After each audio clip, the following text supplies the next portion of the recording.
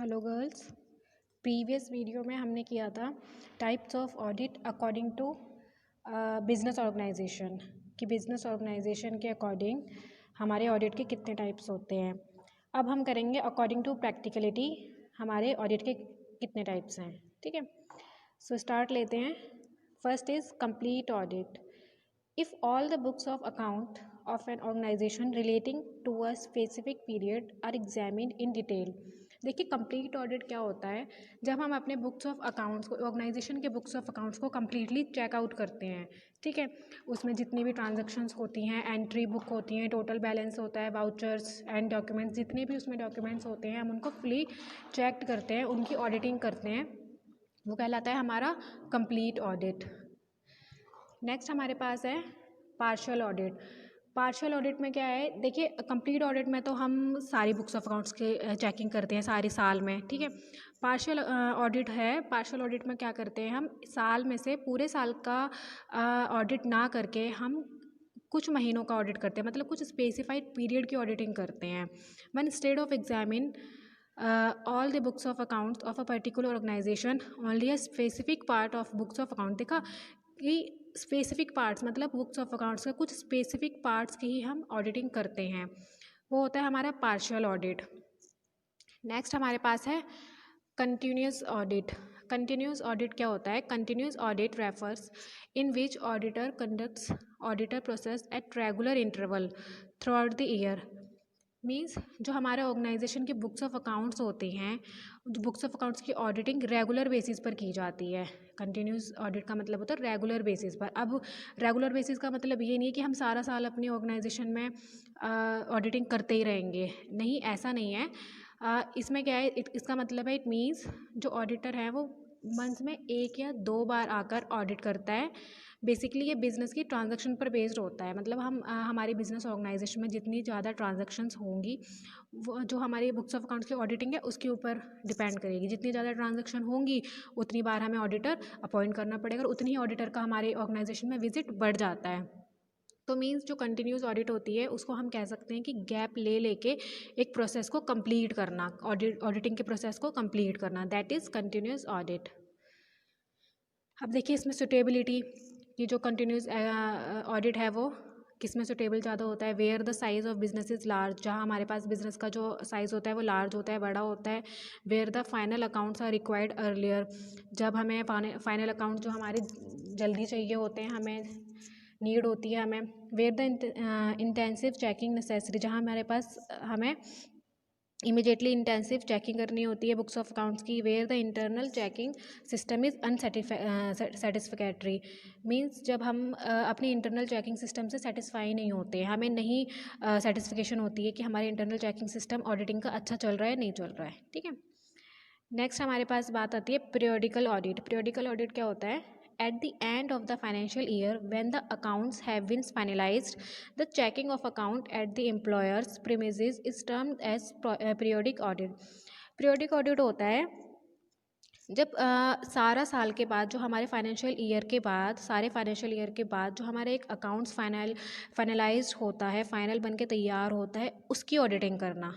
ठीक है, scenes the checking is normally at the end of the financial year. ये जो चेकिंग होती है, पीरियोडिकल जो ऑडिट होता है वो फाइनेंशियल ईयर के एंड में ही किया जाता है। It is also called annual और फाइनल ऑडिट, इसलिए हम इसको क्या कहते हैं, एनुअल ऑडिट भी कह सकते हैं और फाइनल ऑडिट भी कहते हैं।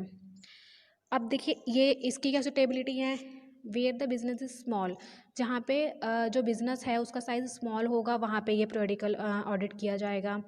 Where the final account are not required at short notice, जहाँ पे फाइनल अकाउंट शॉर्ट नोटिस पे रिक्वायर्ड नहीं होंगे। ठीक है, where the internal checking system is satisfactory, where interim accounts are not required, जहाँ पे इंट्रीम जो अकाउंट्स होते हैं वो रिक्वायर्ड नहीं होते हैं। नेक्स्ट हमारे पास है इंट्रीम ऑडिट। अब देखिए इंट्रीम ऑडिट क्या होता है, आपने पढ़ा होगा, अकाउंट्स में पढ़ा होगा इंट्रीम डिविडेंड। ठीक है, ऐसा डिविडेंड जो कंपनी 6 मंथ्स में कोई एक बार पे करती है। ठीक है, वो इंटरिम डिविडेंड। तो अभी इसी तरह से है इंटरिम ऑडिट, मीन्स अगर कंपनी में एक्स्ट्रा ऑर्डिनरी कोई प्रॉफिट हुआ है या तो बीच में कोई कंपनी जैसे डिविडेंड पे करती है, तो एक तरह से दो टाइप के डिविडेंड होते हैं ना, फाइनल डिविडेंड होता है और इंटरिम डिविडेंड होता है। ठीक, इसी तरह से अगर हम ऑडिटिंग की बात करें तो उसमें इसमें इंटरिम ऑडिट होता है साल में 2 बार। इसमें क्या होता है, साल में 2 बार ऑडिट किया जाता है during the financial year. Interim audit एक स्पेसिफिक पर्पस के लिए किया जाता है, मीन्स अगर हमें कोई स्पेशल कोई चीज़ फाइंड आउट करनी है, किसी चीज़ का ऑब्जेक्टिव हमें गेन करना है, तो उसके लिए हम क्या करेंगे, इंटरिम ऑडिट करेंगे। मीन्स जो इंटरिम ऑडिट होता है एक तरह से इंटरिम डिविडेंड की तरह ही होता है। कंपनी जिस तरह से साल में 2 बार डिविडेंड पे करती है, उसी इंटरिम डिविडेंड पे करती है। अगर हमारे पास कोई प्रॉफिट होता है तो एक्स्ट्रा ऑर्डिनरी प्रॉफिट अगर हाँ होता है हमारी कंपनी में, तो हम इंटरिम डिविडेंड पे करते हैं। ठीक है, इसी तरह से इंटरिम ऑडिट होता है, साल में 2 बार किया जाता है ड्यूरिंग द फाइनेंशियल ईयर। अब देखिए इसमें फर्दर है cash audit and cost audit. Cash audit हमारा होता है व्हेन एन इंस्टीट्यूशंस और enterprise appoints an auditor to check its cash transaction for a particular period. जब जो हमारा कोई इंस्टीट्यूशंस होते हैं और जो इंटरप्राइज होती हैं वो एक ऑडिटर अपॉइंट करती हैं कैश ट्रांजैक्शंस को चेकआउट करने के लिए। ठीक है, तो वो हमारा हो जाता है ऑडिट। नेक्स्ट कॉस्ट ऑडिट क्या होता है, cost audit is the auditing of the costing system and accounts to ensure that they confirm to the objective of cost accountancy.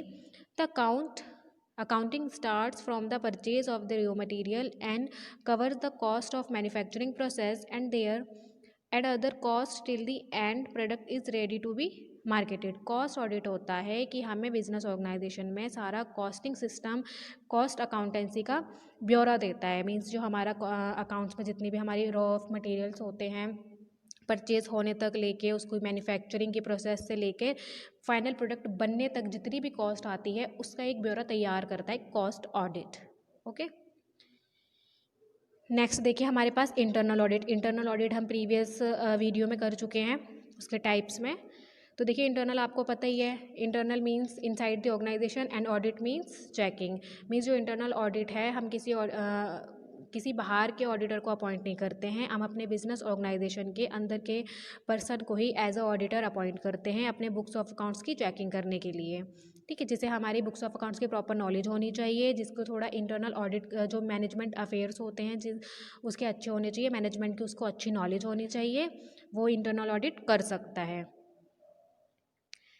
देखिए नेक्स्ट हमारे पास है ऑब्जेक्टिव्स ऑफ इंटरनल ऑडिट। अब देखिए जो internal audit है उसके क्या उद्देश्य हैं, ठीक है, हम क्यों करते हैं internal audit.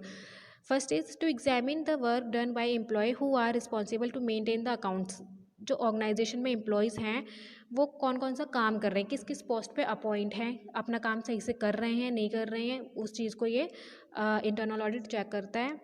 Next to immediately detect errors and frauds in the accounts में किसी भी तरह का कोई एरर हो रहा है, कोई फ्रॉड्स हो रहा है तो उसको भी इंटरनल ऑडिट चेकआउट करता है। Next is to ensure that all actions are carried out as per the expected principles rules and procedures. जितनी भी बिजनेस ऑर्गेनाइजेशन में बुक्स ऑफ अकाउंट्स को मेंटेन करते टाइम जो प्रिंसिपल्स रूल्स एंड प्रोसीजर्स होते हैं वो प्रॉपरली फॉलो किए जा रहे हैं या नहीं किए जा रहे हैं। नेक्स्ट हमारे पास आता है to keep an eyes on the performance on the employees की परफॉर्मेंस को ध्यान में रखना, उसको चेक करना। इसके लिए भी हमें क्या करना है, इंटरनल ऑडिट। अब देखिए इंटरनल है ना, मीन्स कि बिजनेस ऑर्गेनाइजेशन के अंदर की चीज़ों की ही बात होगी इसमें। तो बिजनेस ऑर्गेनाइजेशन में जो एम्प्लॉयज़ होते हैं वो बिजनेस ऑर्गेनाइजेशन के अंदर ही काम करेंगे। ठीक है, नेक्स्ट टॉपिक है हमारे पास एक्सटर्नल ऑडिट। देखिए एक्सटर्नल ऑडिट एक हमारे पास ये सेपरेट चैप्टर भी है, तो इसमें थोड़ा सा ही एक्सप्लेन करूँगी मैं क्योंकि आगे आप इसके बारे में डिटेल में पढ़ेंगे। तो एक्सटर्नल ऑडिट क्या होता है वो देख लीजिए। External audit is the inspection of the books of accounts of an organisation by an independent and qualified chartered accountant और सर्टिफाइड ऑडिटर। अब देखिए इंटरनल ऑडिट में क्या होता था कि बिजनेस ऑर्गेनाइजेशन के अंदर का ही एक person as a auditor appoint होता था और वही बुक्स ऑफ अकाउंट्स की चेकिंग करता था। बट एक्सटर्नल ऑडिट में ऐसा नहीं है। एक्सटर्नल ऑडिट में जो बुक्स ऑफ अकाउंट्स की इंस्पेक्शन है वो बाहर से एक क्वालिफाइड चार्टर्ड अकाउंटेंट कह लो या एक ऑडिटर अपॉइंट होगा बिजनेस ऑर्गेनाइजेशन के बाहर से, वो वही बुक्स ऑफ अकाउंट्स की चेकिंग करेगा, उनकी ऑडिटिंग करेगा। The auditor is not related personally in any manner to the organisation and is free to define the procedure and work independently. मतलब वो किसी भी मायने से बिजनेस ऑर्गेनाइजेशन को में पर्सनली रिलेटेड नहीं होना चाहिए उसको, और वो अपनी जो प्रोसीजर है, काम करने का तरीका है, उसको फ्री मतलब define the procedure and free work independently. मतलब वो वर्क इंडिपेंडेंटली वर्क करे, अपना जो प्रोसीजर है काम करने के तरीके को वो इंडिपेंडेंटली बिजनेस ऑर्गेनाइजेशन के मेंबर्स को बता सके। And paid a pre determined fee for his service, और अपनी सर्विस के लिए वो फीस उसको मिले, ठीक है। External auditors conduct the audit of many organisation at a time and give their reports to the concern management. जो एक्सटर्नल ऑडिट होता है उसमें एक टाइम पे बहुत सारे मतलब एक से ज़्यादा ऑडिटर्स काम कर सकते हैं और उनको रिपोर्ट प्रिपेयर करके मैनेजमेंट को दे सकते हैं। मींस जो एक्सटर्नल ऑडिट होता है इंटरनल ऑडिट से बिल्कुल रिवर्स है। इंटरनल ऑडिटिंग में क्या होता था, बिजनेस ऑर्गेनाइजेशन के अंदर का मेंबर ही एज अ ऑडिटर अपॉइंट होता था और बिजनेस ऑर्गेनाइजेशन की बुक्स ऑफ अकाउंट्स की चेकिंग करता था।